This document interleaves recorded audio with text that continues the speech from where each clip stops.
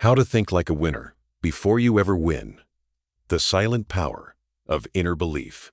You've been stuck too long, not because you're lazy, not because you're not smart, but because deep down you still don't believe it's you who deserves to win. You move like you're trying, but inside, you feel like an imposter wearing ambition like a borrowed suit. Nice to look at, but never really yours. You've had moments, flashes of fire, dreams that burned hot at night. But when morning came, they dimmed in the shadow of doubt. So let me ask you something. What if the only thing separating you from the life you want isn't money or status or connections, but a silent power you've never truly harnessed? Your inner belief, that quiet force, that invisible armor, that whisper that says, I don't know how yet, but I know I will. This is the power of thinking like a winner before you ever win. And today, not tomorrow, not next year, today, I want to light that power inside you, not with hype, not with fake motivation, but with raw truth, with mindset medicine, with soul healing clarity.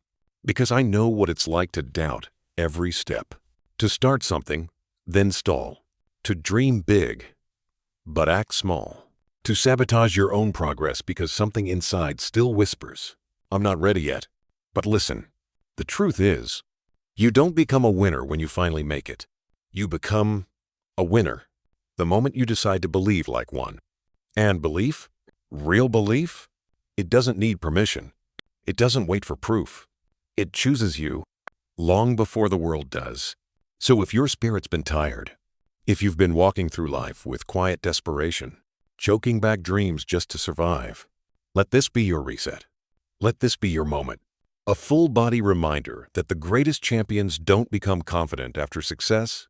They succeed because they believed when no one clapped, when no one saw them, when they had no money, no titles, no spotlight, only grit and vision. This is what it means to think like a winner before you ever win. And it starts inside you, right now. Not after you fix everything, not after the pain goes away, not after they finally believe in you. It starts with you and your willingness to hold your head high, even when life keeps trying to bend your spine. Let me share something personal. There was a time I had absolutely nothing. No job, no stability, no direction, just a cracked phone, a bus pass, and a mind full of noise. Every day felt like a silent scream. A war between who I wanted to be and who I believed I actually was. I remember standing in front of a cracked mirror in a tiny one-bedroom flat, saying out loud, maybe I'm not meant for greatness. But in that moment, right when I almost gave up, something inside me whispered, what if you are? What if this pain is the beginning, not the end? What if you're just one belief away from becoming everything you dreamed of? I didn't know it then, but that was the seed. Not a loud transformation, just a shift, a silent flicker of belief. And from there, everything began to change. Not overnight, not magically, but gradually, with consistency, with stubborn belief, and with the courage to show up even when it didn't look like it was working. So if you're listening to this right now, I want you to hear me. You are allowed to rise. You are allowed to win. You are allowed to believe in a future you can't see yet. Because belief isn't arrogance. It's spiritual rebellion. It's you standing against your fears and saying, I don't care how long it takes. I'm coming for everything they said I'd never have. This audiobook isn't about hype. It's about healing. It's about harnessing the silent power of your inner belief so you can finally start showing up like the winner you already are. Not tomorrow, not someday, but now. Let's begin. Chapter 1. The mirror lie: why most people never see a winner in themselves. They say the mirror never lies, but that's the biggest lie of all. Because the mirror doesn't show your future. It doesn't reveal your dreams.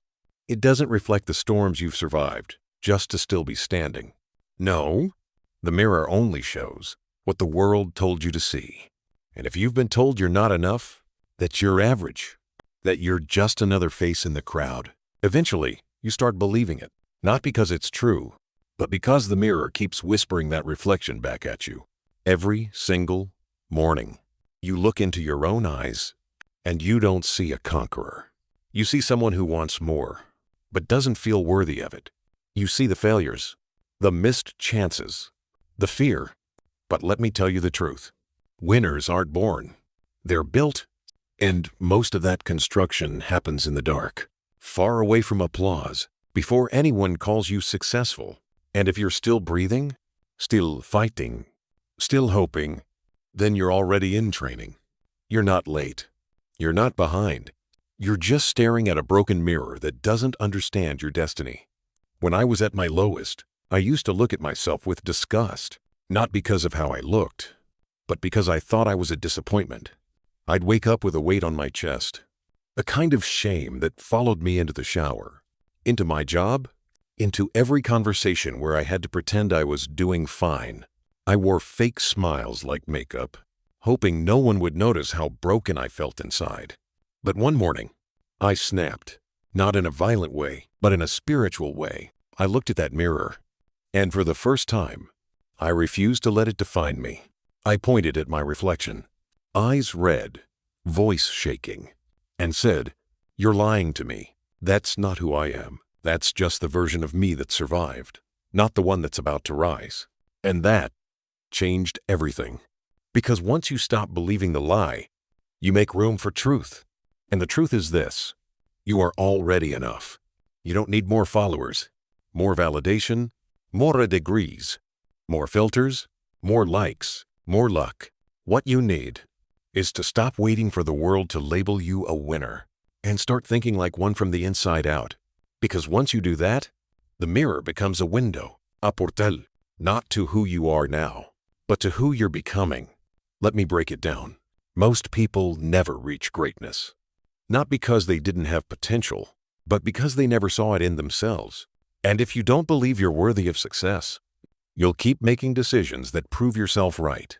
You'll date people who don't see your value. You'll apply for jobs beneath your potential. You'll keep shrinking your light just to make others comfortable, all because of what the mirror told you. But let's reframe that. What if every flaw you see is actually a battle scar? What if every disappointment in your past wasn't proof that you're cursed, but proof that you're called? Winners don't have perfect histories. They have imperfect beginnings and relentless self-belief. So here's a personal challenge for you. Tomorrow morning, I want you to stare into your own eyes, not like a victim, not like a project that needs fixing, but like a warrior, a visionary, a silent legend in the making, and say out loud, "This mirror doesn't define me. My belief does. I choose to think like a winner, even if the world hasn't caught up yet." Because when you speak to yourself with power, you awaken a version of you that's been waiting to be called forward. Reflection questions. What's the first thought you have when you look in the mirror each morning? Is it empowering or defeating? What labels or lies have you accepted as truth about yourself? Can you recall a time when you saw yourself as powerful, if even for a moment? What triggered that feeling? Who would you be if you let go of everything the mirror has lied to you about? Imagery to remember. Imagine standing in front of a mirror that doesn't show your reflection, but your future, your wins, your legacy, your impact. Now ask yourself, would you still doubt yourself if you could see who you were becoming? You are not the reflection the world sold you. You are the vision the world hasn't met yet. And the moment you stop letting that mirror tell your story is the moment you finally start writing your own. Let's keep going. Because the next chapter, we're going to unlock the exact mindset that every silent winner builds behind closed doors. Chapter 2. The battle room where winners train in silence. You want to know where winners are made? Not on the podium, not on the stage, not in the spotlight, but in the battle room, in the silence, in the shadows. When no one is watching and no one is clapping, that's where the real work happens. Where belief is born, where doubts are crushed, where warriors are forged. Because the truth is, by the time the world sees your greatness, you've already bled for it in private. You see, the battle room isn't a place. It's a mindset. It's that lonely 5 a.m. moment where you get up anyway, even though your body says no. It's that hour you spend practicing, studying, improving, while others are scrolling, sleeping, or talking about their plans. The battle room is where you show up even when nothing is happening yet. No praise, no followers, no money, just belief. That's what separates people who wish from people who win. Let me paint a picture. Imagine a boxer, not in the ring, but in the gym, alone, throwing punches at the air. No crowd, no music, just the sound of sweat hitting the mat. That's the battle room, and that's where champions are created. Because anyone can train when they're being watched. But who are you when no one's watching? Who are you when it's boring? When it's hard? When it's thankless? That version of you determines everything. I used to think success was about luck, being discovered, getting a break, having the right person finally notice me. But I realized something powerful. No one's coming to rescue you. There is no perfect moment, no fairy godmother, no overnight success. There's just you and the battle room. And if you're willing to build yourself in silence, you'll explode in public. Let me give you an example. There was a time when I used to make content that no one watched. I mean, literally no one. I'd post videos, write articles, launch projects, and I'd get maybe 2 views, both from my mom. No comments, no traction, just silence. And it crushed me.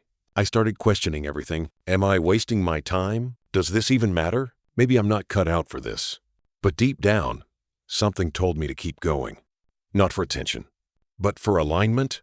Because the battle room isn't about being seen. It's about becoming someone worth seeing. So I kept showing up. Every day. Writing, recording, learning. Until one day, the work spoke for itself. Winners know this secret. You don't rise to the occasion. You fall to your level of preparation. So, the real question is, what level are you preparing at when no one's watching? Because that's the level you'll default to when life tests you. That's why you must train like a winner. Before the win ever comes.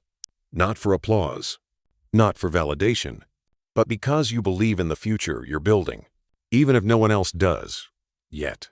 Here's the twist. The battle room will break you before it builds you. It will test your faith, mock your progress, make you question your path.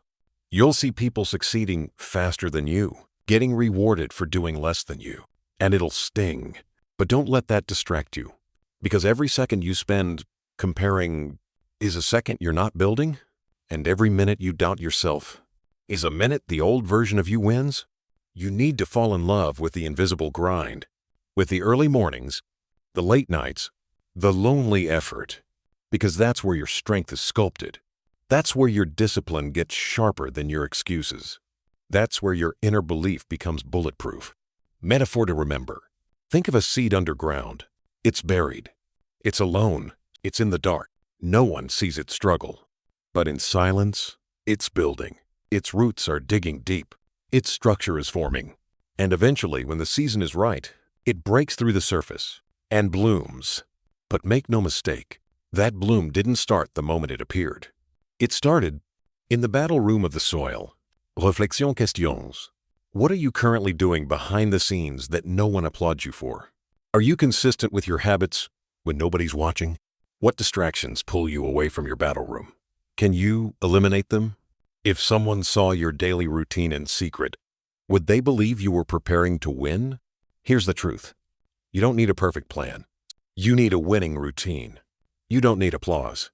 You need discipline. You don't need to be discovered.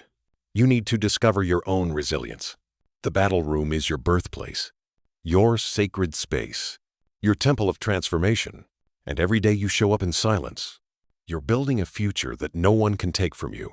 So train like a winner, think like a champion, and when the world finally sees you, they'll call it overnight success. But you'll know the truth. You were winning long before they ever noticed. Chapter 3. The Whisper Strategy: Why Loud Confidence Isn't Real Power. Let me tell you something most people never understand. The strongest people in the room aren't the loudest. They're the ones who don't need to be loud. They don't need to boast. They don't need to prove. They don't need to convince anyone of anything, because they're driven by something deeper, a whisper, A silent knowing inside that says, I got this. Not because they have all the answers, not because life is easy, but because they've trained themselves to trust their own voice, even when the world is screaming. I call it the whisper strategy. It's the art of walking into any room, any challenge, any opportunity, and knowing, without needing to announce it, that you belong. It's not arrogance. It's not ego. It's certainty. The kind of certainty that doesn't need applause to feel real, because it's not based on hype. It's built on history, your own personal proof that you've survived storms, faced demons, fallen and risen, and every time you've come out stronger. But here's the problem. Most people confuse noise for power. They think confidence is volume. They think leadership is domination. They think success means flexing your wins all over the place. But let me ask you, why do you need to shout if you already know who you are? Winners move differently. Their belief is quiet, but unshakable. Their actions speak louder than any status update. Because real confidence isn't displayed, it's felt. Have you ever seen someone walk into a room and they didn't say much, but everyone noticed them? That's presence. That's internal power. That's what the whisper strategy is all about. It's when your spirit does the talking before your mouth even opens. It's when you no longer need to prove anything, because your belief is already your foundation. Let me take you back. There was a time in my life I thought I had to be loud, to be respected. I'd speak fast, name drop, fake smiles, over-explain, just to be seen, just to feel important, just to convince others that I mattered. But deep down, I didn't believe it myself. I was shouting over my own insecurity, and eventually, I burned out. Because performance is exhausting when it's not anchored in truth. Then one day, I met a mentor, quiet guy, soft voice, didn't say much, but every word hit with weight. Every movement had purpose. And when I asked him, how do you stay so calm, so sure? He looked at me and said, because I don't need them to believe in me. I already do. That hit me like a lightning bolt. And I realized all the noise I was making, it was trying to fill the silence where belief should have lived. That was the day I started practicing the whisper strategy. I stopped explaining myself to people who weren't invested in me. I stopped begging for applause. I stopped trying to be impressive. Instead, I got grounded, still, certain, and I made a vow to myself. Let your belief be the loudest voice in the room, even if no one hears it but you. Now, don't get me wrong. There's nothing wrong with being passionate, with being vocal, with sharing your vision. But if your confidence disappears when people don't clap for you, then it wasn't confidence. It was performance. Real confidence? It whispers. It says, I'll be here, doing the work, even if no one watches, even if you don't believe in me, even if you laugh now, because I know who I'm becoming. Réflexion questions. Are you more focused on looking confident or being confident? What areas of your life feel performative, like you're doing it more for show than for self? Who are you trying to impress right now? And why? What would your life look like if you stopped trying to prove and just started building? Imagery to remember. Picture a lion sitting calmly in the grass, not roaring, not chasing, just sitting, still, watchful. Other animals sense its presence, not because it made noise, but because it doesn't need to. That's you. That's your inner winner. Not shouting, but knowing. And listen, when you live from a place of quiet power, you become magnetic. People feel your authenticity. They trust your words more. They follow your lead because they know you're not chasing validation. You're grounded in truth, in integrity, in identity, and that's rare. That's dangerous. That's powerful. That's unforgettable. So from this moment forward, stop yelling your dreams. Start building them. Stop announcing your plans. Start executing them. Let the results speak. Let the habits echo. Let the whisper inside you grow louder than any applause you've ever chased. That's how you move like a winner. Before you ever win. Chapter 4. Your mind is a battlefield. Win the war before you step outside. Before you ever step out of bed. Before your feet even hit the floor. A war has already begun. Not outside you, inside your mind. And if you don't win that war first, every other victory will slip through your fingers. Because you can dress like a winner, speak like a winner, even grind like one, but if your mind is wired for defeat, you'll sabotage every step forward. You wake up, and the thoughts start rolling in. I'm behind. I'm not doing enough. They're better than me. Why even try? Sound familiar? You see, most people lose the battle before their day even starts.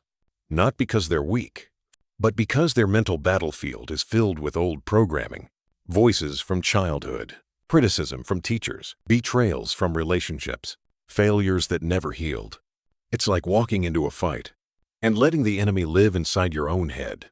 But let me remind you, your mind is not your enemy. It's a weapon, a sword, a throne. And if you learn how to rule it, you win every battle before it even begins. Let me share a moment that changed me forever. There was a day I was about to give up. I'd been working hard, putting in the hours, doing everything right. And still, life wasn't moving. My bank account was embarrassing. My confidence? Shattered. I felt like I was invisible, grinding in silence, but no one cared. I remember sitting alone in my room, staring at the ceiling, and my mind whispered, "You're not good enough. This isn't working. You should quit before you embarrass yourself." And for a moment, I believed it. He almost surrendered. But something deeper in me rose up and screamed back. Who said that voice was right? Who put that story in your head? Whose belief are you living by, yours or theirs? That was the day I realized you can't change your life until you change your mental language. The words you repeat to yourself shape the identity you live in. If you keep telling yourself, "I'm stuck, I'm too late, I don't belong, I can't win," you'll act like someone who's stuck, even when freedom is one decision away. But here's the breakthrough. You don't have to believe every thought that enters your mind. Not every voice in your head is your own. Some of them are echoes. Echoes from fear. Echoes from failure. Echoes from other people's insecurities that got planted in you. But you get to choose which thoughts stay, which thoughts lead, which thoughts rule your inner world. Imagery to remember. Picture your mind like a castle. You are the king or queen. At the gates stand thoughts knocking, begging to come in. Some are helpful. You're capable. You're learning. You've survived worse. Others are destructive. You're a failure. No one will care. You're not special, but only you hold the key to the gate. You decide who enters. You decide who lives there.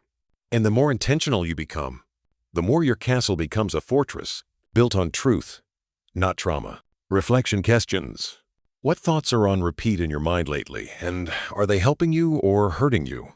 When you face resistance, what do you automatically tell yourself? Is that voice really yours? Who or what shaped the way you speak to yourself today?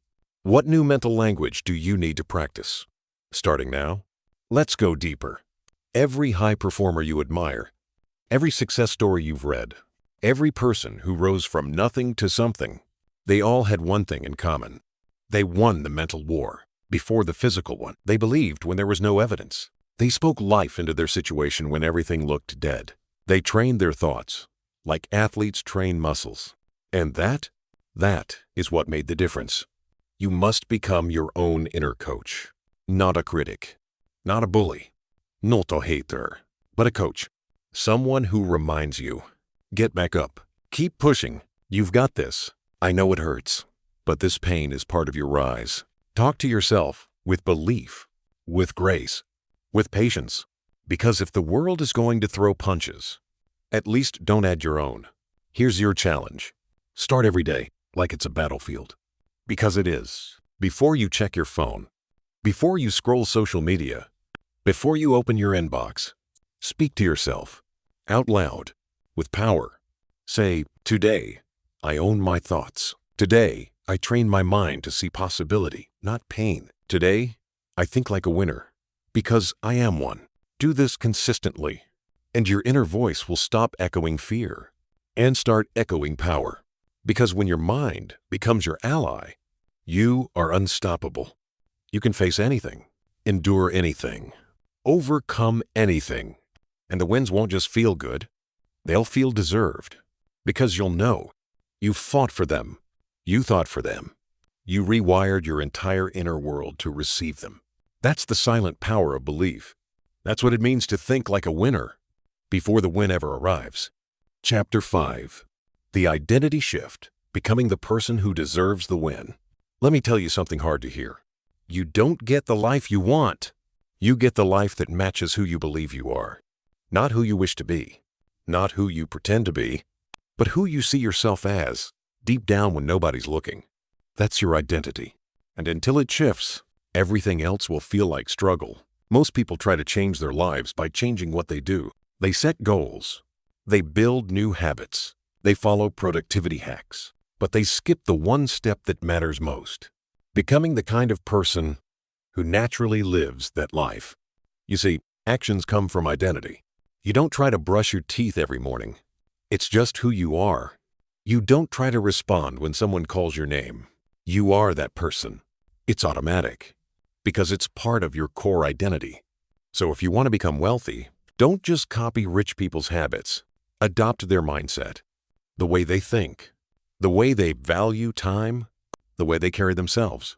If you want to be fit, don't just download a workout plan. Start identifying as someone who honors their body, who respects discipline, who sees fitness as part of their lifestyle, not a temporary fix. Because when your identity aligns with your goal, discipline becomes easier, consistency becomes natural, and winning becomes inevitable. Let me ask you something. Who are you when no one's watching? Because that person is creating your future. Not your job, not your to-do list, not your followers, but your identity. The beliefs you hold about yourself quietly, automatically, are creating the results you keep repeating. Let me take you back to one of the biggest turning points of my life. There was a time when I was trying so hard to level up. I was waking up early, reading all the books, grinding on my goals. But no matter how hard I tried, I kept falling back into old habits. Procrastination, fear, overthinking, self-sabotage. And it made me feel like I wasn't cut out for success. But one day, after another failed attempt to stick to my plan, I broke down and asked myself, who do I think I really am? And what I realized shocked me. Deep down, I still saw myself as the struggler, the almost made it guy, the one who always worked hard, but never won. That was my identity. So no matter how hard I worked, my subconscious kept dragging me back to who I was, like a thermostat set to failure. No matter how much heat I brought in, it cooled me down. And that's when everything clicked. I didn't need more effort. I needed a new identity. So I stopped asking, what should I do to be successful? And I started asking, who do I need to become to attract success? That question changed my life because it forced me to rewire my self-image, to stop identifying with struggle, and start aligning with a version of me who already deserved the win. Here's the truth. You cannot outperform your identity. If you believe you're a failure, you'll sabotage every success. If you believe you're unlucky, you'll ignore every opportunity. If you believe you're not worthy, you'll reject everything you asked for. It's not fate. It's not bad luck. It's your inner blueprint replaying itself over and over again. So here's what I want you to do. Every day, ask yourself one simple question. Is what I'm doing today aligned with the person I want to become? If the answer is no, change it. Not because you're trying to impress anyone, but because your future is being written by your daily identity choices. Imagery to remember.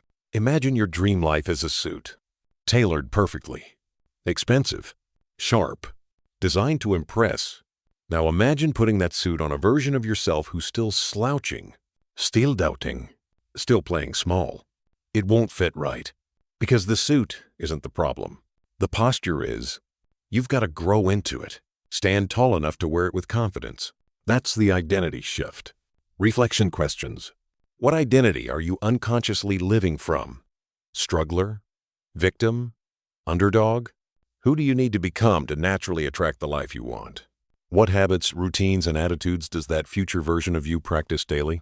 Are you choosing actions today that align with that version or sabotage it? Listen, You don't have to fake it. You don't have to act like someone you're not. You just have to start behaving like someone you already are, but haven't fully stepped into yet. Your future isn't waiting on the right circumstances. It's waiting on a new identity. The winner already lives inside you, but it won't come alive until you let go of who you used to be.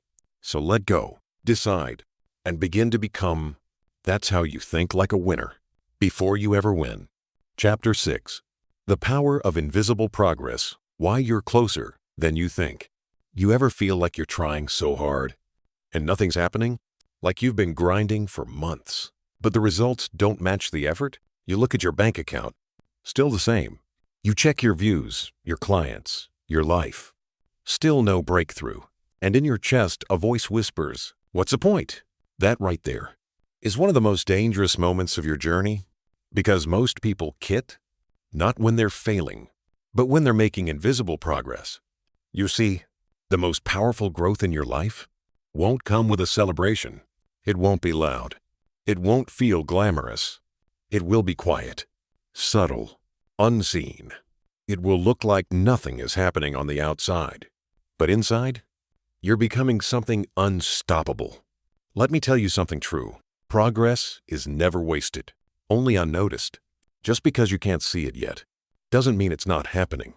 Muscles don't grow during the workout. They grow during recovery while you're not watching. Seeds don't sprout the moment you plant them. They grow beneath the soil, in the dark, where no one claps and no one sees. But give it time, and that same invisible progress becomes undeniable. Let me take you back.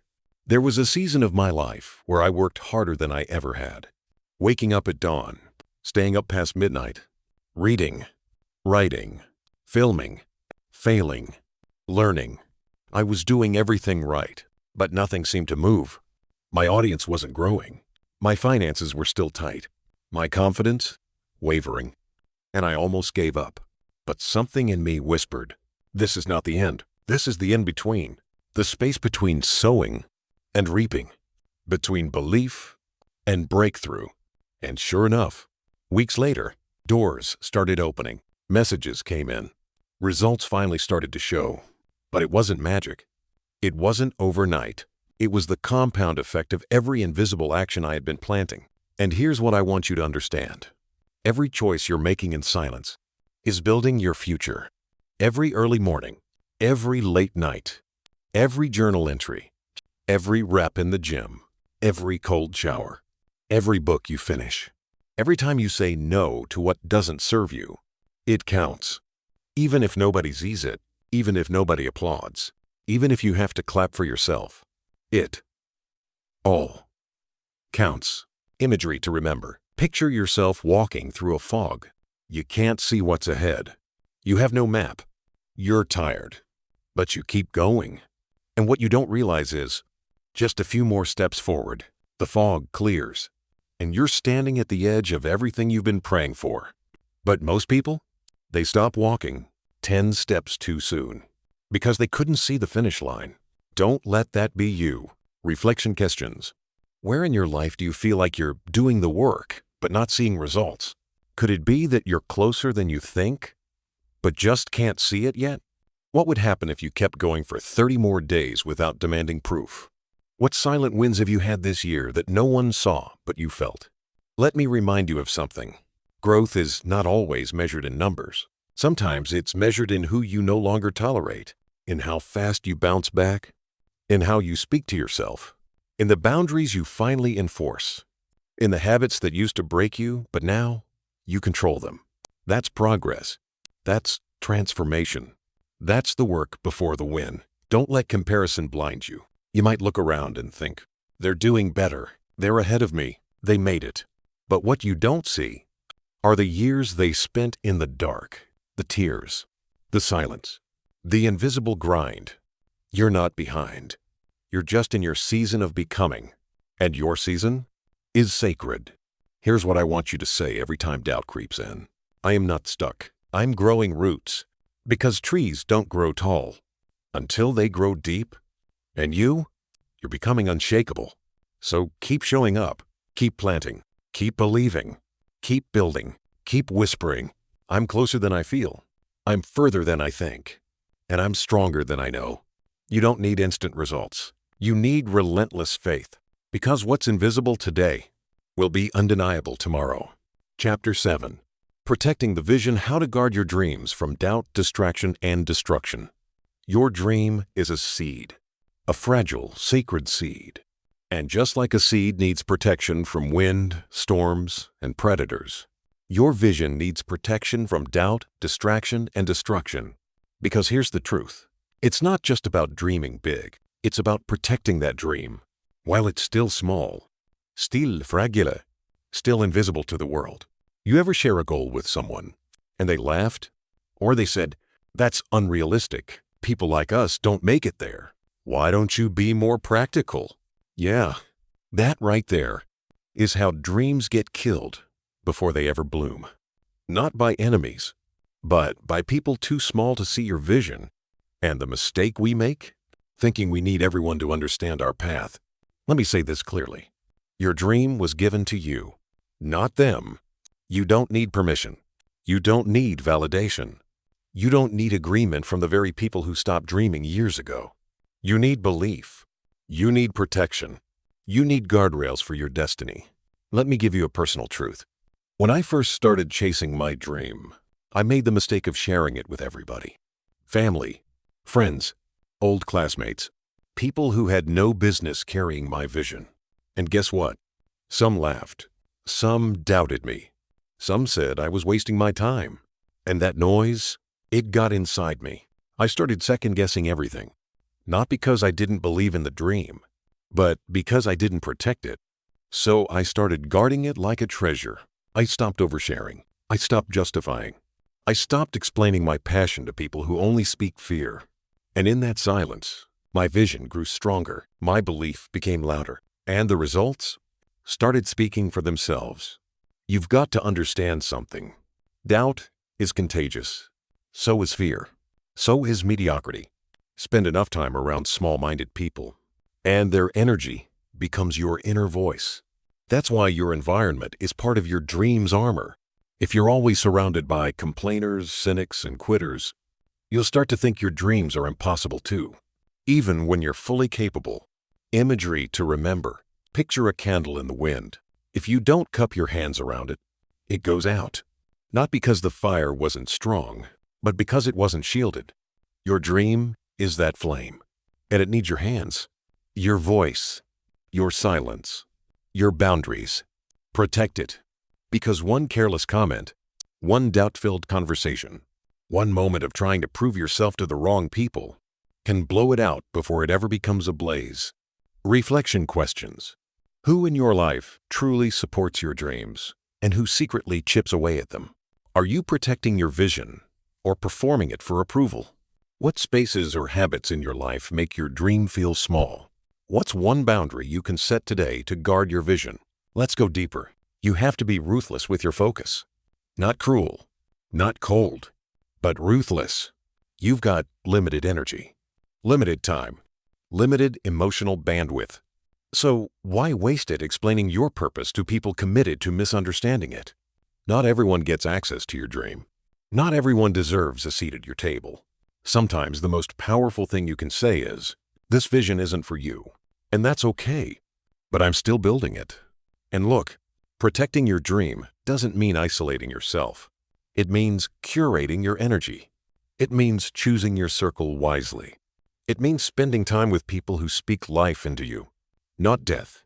No delay, not doubt.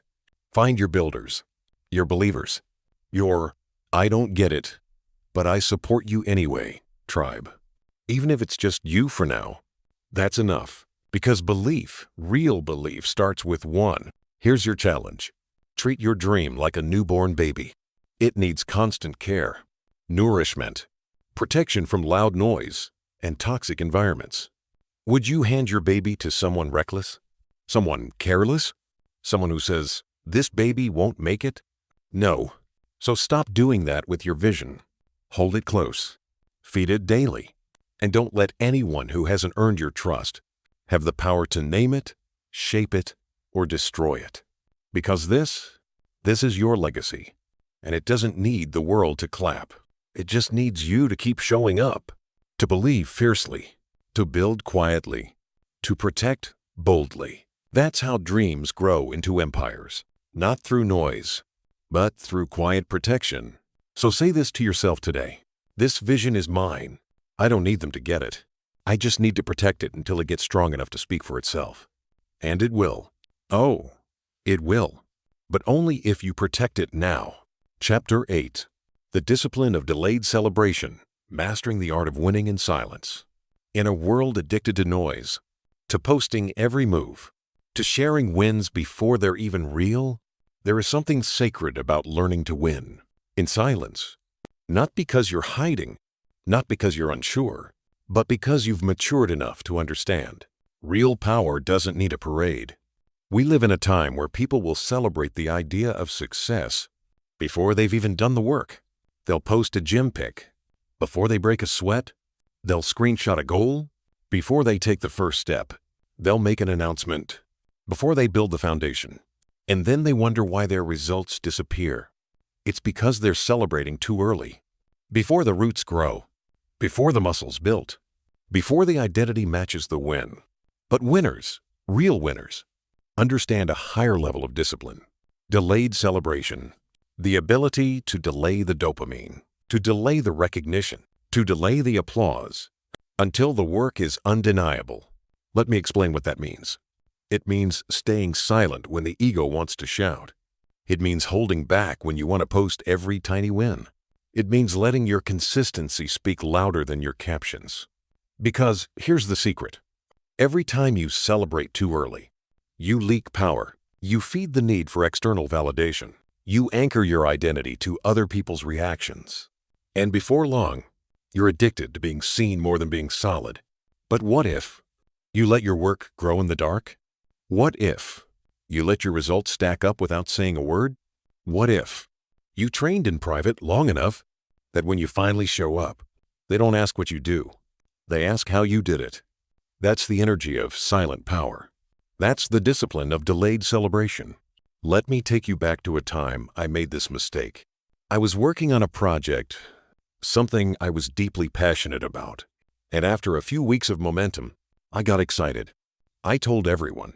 I posted teasers. I got early congratulations. But here's what happened. The pressure, the expectations, the noise, it started choking the process. I wasn't building in peace anymore. I was performing. And soon, the project fell apart. Why? Because I celebrated the idea of the win before I earned the weight to carry it. After that, I learned to move differently. Quieter, stronger, wiser. I learned to keep my goals sacred, to build in silence, to speak only after the foundation was strong. And since then, I've won more, not just because I worked harder, but because I trained my mind to value patience over performance. Imagery to remember. Picture a diamond forming underground. No noise, no lights, no camera, just pressure, time, silence. It doesn't rush. It doesn't beg to be seen. But when it's ready, it shines so brightly. It doesn't need an introduction. That's you. That's your vision. Let it form. Let it sharpen. Let it earn the light. Réflexion question. 1.N. Have you been celebrating ideas more than finished results? Are you posting your progress for accountability or attention? What would happen if you kept your next big goal private until it was complete? Can you discipline your mind to be satisfied by effort, not just applause? Here's the challenge. Be okay with being unseen until it's undeniable. You don't need to tell everyone you're working. Just work. You don't need to post your journey every step of the way. Just walk it. You don't need to celebrate at the first sign of progress. Just keep building until the results celebrate you. And look, this isn't about hiding. It's about protecting. It's about building your dreams like a fortress. So when they finally stand, they don't collapse under the weight of premature celebration. Because the truth is, if you celebrate before you're ready, you risk never being ready. So today, say this to yourself. I'm not here to impress. I'm here to build. I'm not here to announce. I'm here to arrive. I don't need to be seen to be powerful. I just need to keep moving. And when the time is right, when the foundation is solid, when the roots are deep, when the inner belief is stronger than ever, then step into the light, not for the claps, but because you've earned it. That's the power of silent victory, of delayed celebration, of real self-mastery. That's how you think like a winner, before you ever win. Chapter 9. Outlasting the storm, building the emotional stamina to keep going when it hurts. Let's be honest. Sometimes it's not about motivation, not about vision, not even about strategy. Sometimes it's about survival. It's about getting through the day without falling apart. It's about standing back up when everything inside you is screaming to stay down. This chapter is for that version of you, the tired one, the hurting one, the one who's still pushing but secretly breaking. Because no one talks about this enough. Winning hurts, not just physically, but emotionally. It hurts to sacrifice sleep for discipline. It hurts to be misunderstood by people you love. It hurts to stay consistent when your results are invisible. It hurts to be the one carrying the vision while everyone else is comfortable. But listen to me, pain doesn't mean you're weak. It means you're growing. Have you ever felt like you're giving everything, and it's still not enough? You're exhausted, frustrated. You question if it's even worth it. You wonder why it's taking so long. You watch people win faster. You hear them talk about overnight success, and it starts to feel like maybe you're the only one struggling this hard. But you're not. You're just in the storm. And storms don't mean failure. They mean transformation. Let me be real with you. There was a time in my life when I almost quit everything. Everything. I was tired of being strong, tired of always pushing through, tired of faking the smile, of pretending like I had it together. I remember sitting on the floor, hands shaking, wondering if anyone would even notice if I gave up. And then something hit me. The pain you're feeling is proof that you still care. And anything you still care about still has power. That was the spark I needed. Not fireworks, not motivation, just a whisper. And from that whisper, I stood back up. Because here's the truth. You don't have to be the strongest. You just have to outlast the storm. Not forever. Just one more hour. One more day. One more decision not to quit. That's how winners are made. You've got to build what I call emotional stamina. The ability to keep going, even when it's not exciting anymore. To keep showing up, even when you're scared. To keep believing, even when the evidence says otherwise. Because emotional stamina is your secret weapon. It's what gets you through the middle. And the middle is where most people die. Not physically, but spiritually. They lose the fire. They stop dreaming. They settle. But not you. You're still here. You're still listening. You're still fighting. Even if your hands are shaking. Even if your heart is tired. You're still in it. And that means something. Imagery to remember. Picture a mountain climber in a snowstorm. Can't see the top. Can barely breathe. The path is slippery. The wind is cruel. But step by step, breath by breath, they keep climbing. Not because they feel strong, but because they've decided not to go back down. That's you right now. You may not feel powerful, but your presence in the storm, that's your strength. Réflexion questions. What storm are you currently walking through? Are you judging your progress based on how you feel or how far you've come? What would happen if you gave yourself permission to feel the pain without quitting? Who would you become if you chose to keep going despite the storm? Let's take a breath here. I know it's been hard. I know the journey is lonely. I know you're carrying more than anyone realizes. But you're not weak. You're not lost. And you're not broken. You're just in the part of the story where heroes are born. Because no great story begins with everything being easy. It begins with struggle, with setbacks, with storms. And the difference between those who rise and those who fade isn't talent, isn't luck. It's the decision to keep walking, even with tears in your eyes. So repeat after me. I don't have to feel ready. I just have to keep moving. This storm is shaping me, not destroying me. I was built for this, and I will not give up now.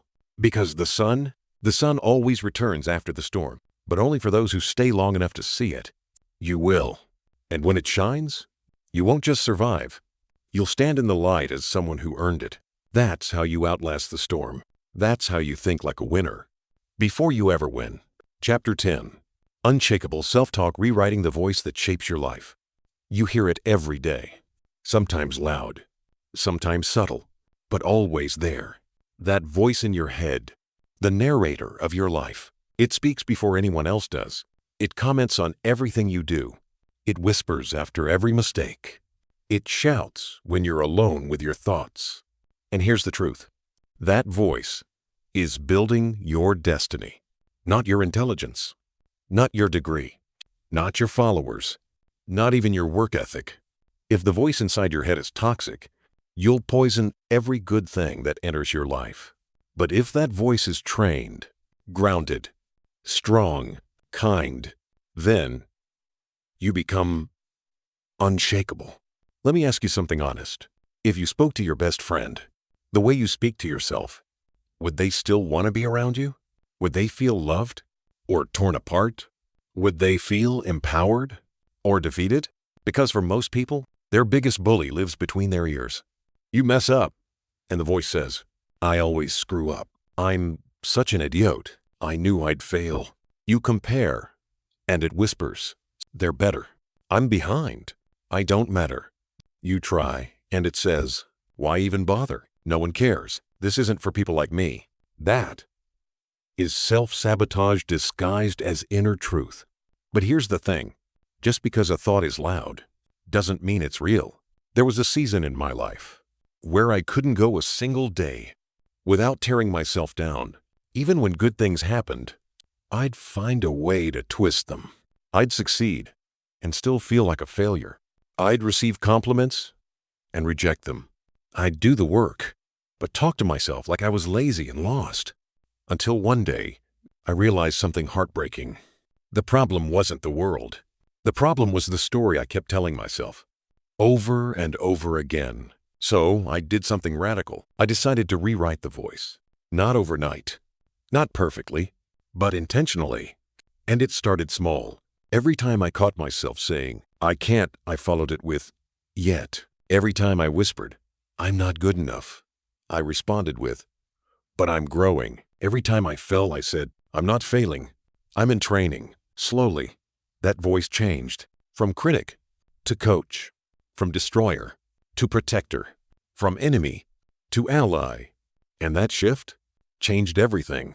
Because when the voice inside you is strong, you become unstoppable on the outside. Imagery to remember. Imagine your inner voice is a seed planted in your mind.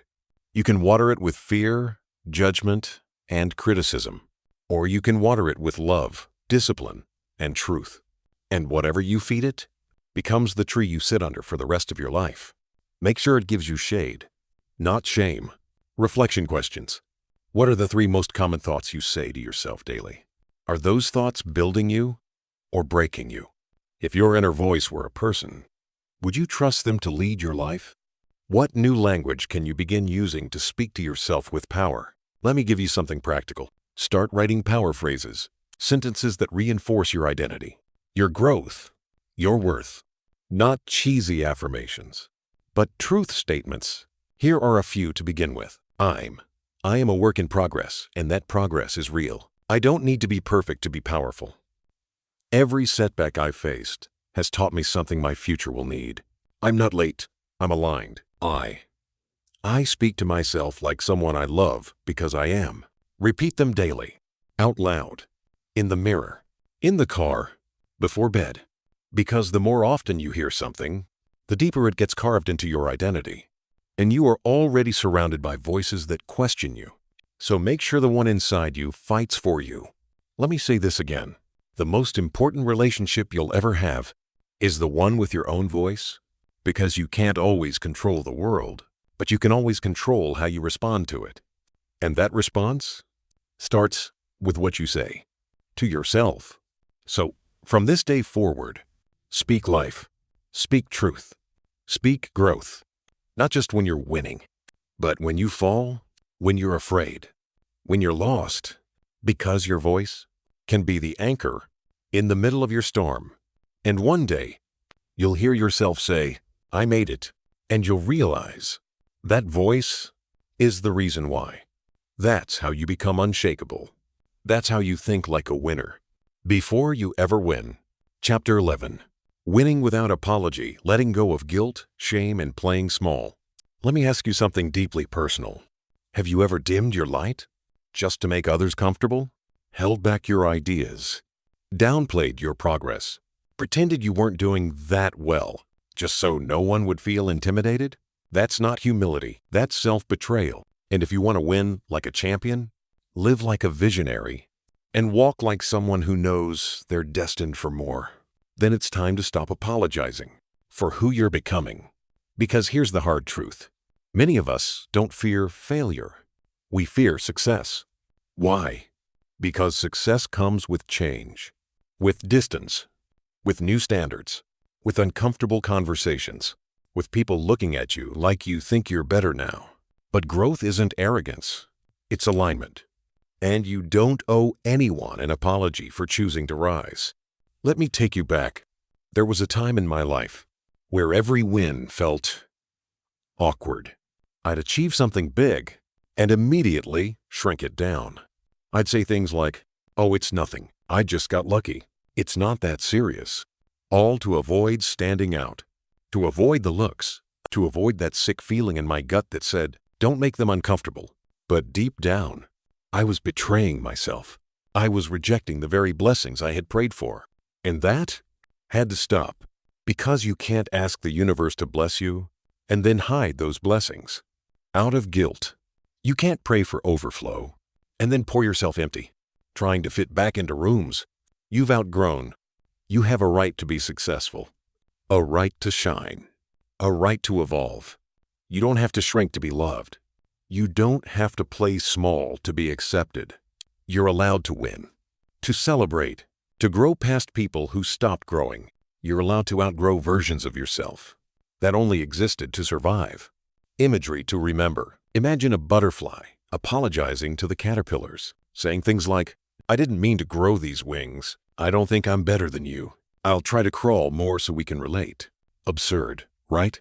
But that's exactly what you do.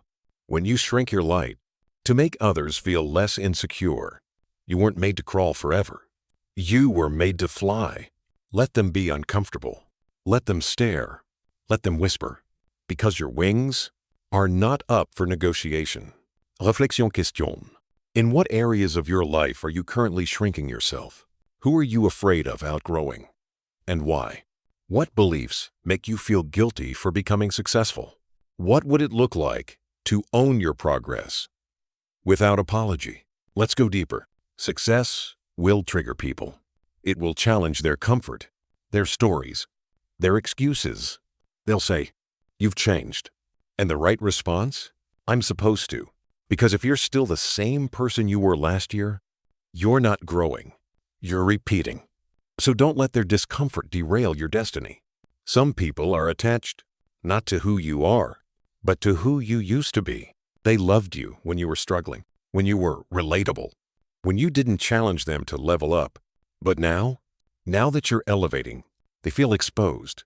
That's not your fault, and it's not your responsibility. Your only job is to keep becoming. And if they can't rise with you, love them from a distance. But don't lower the sky just so they feel tall. You weren't put here to survive your potential. You were put here to stretch it, to shock the world with your growth, to break generational cycles, to walk into rooms your family never had access to. And that requires courage. The courage to say, "Yes, I'm growing. Yes, I'm winning. And no, I won't apologize for it." Here's your challenge. Next time you feel the need to shrink, to downplay your progress, to relate to people who stopped dreaming, to apologize for the work you've done behind closed doors, I want you to say this: "I earned this. I worked for this. I cried for this. I sacrificed for this. And I will not dim myself to protect someone else's insecurity." You don't need to flaunt it, but you do need to own it. Let the world adjust to your light. Let the people who can't handle your growth fall away. Let the fear of being too much die. Because there is no victory in playing small. And you were never meant to play small anyway. You were built to rise, to own your space, to speak with fire, to walk like someone who knows they belong in every room they enter. And when you do that, you give others permission to rise too, not because you apologized, but because you embodied what was possible. That's how you win without apology. That's how you think like a winner before you ever win. Chapter 12. Becoming inevitable, turning belief into an unstoppable life. At some point in your journey, you stop wondering if you'll make it, and you start walking like it's already done. You stop chasing certainty from the outside and start building inevitability from the inside. This is the final transformation. When belief becomes bone deep, when identity becomes embodied, when your success, your greatness is no longer a hope, but a fact. I want you to feel something in your chest right now. That rising sensation, that fire behind your ribs, that quiet voice that says, I was made for more, and I will not leave this earth with my power buried inside me. That's the real you, the one who doesn't beg for opportunity, the one who doesn't ask for permission, the one who doesn't flinch when the world tests you. That version of you is inevitable, because here's what you must understand. Winners don't wait to become worthy. They decide, they declare, they become, and once they become, there's no force on earth that can stop them. Not rejection, not delay, not other people's doubt, not their own fear. Because when you walk in the fullness of your belief, you become a force of nature. Not because everything's perfect, but because you know, I can bend, and I will not break. Let me tell you what inevitable looks like. It's waking up early, not because you have to, but because you choose to show up for your destiny. It's saying no to distractions without needing applause for it. It's doing the work in silence and smiling because you already know how the story ends. It's being so rooted in your mission that no setback, no insult, no loss can shake your foundation. Because this isn't a dream anymore. It's a decision. Imagery to remember. Picture a train on the tracks. It starts slow. Struggles at first. Takes time to build momentum. But once it picks up speed, it's unmovable. It doesn't stop for opinions. It doesn't pause for hesitation.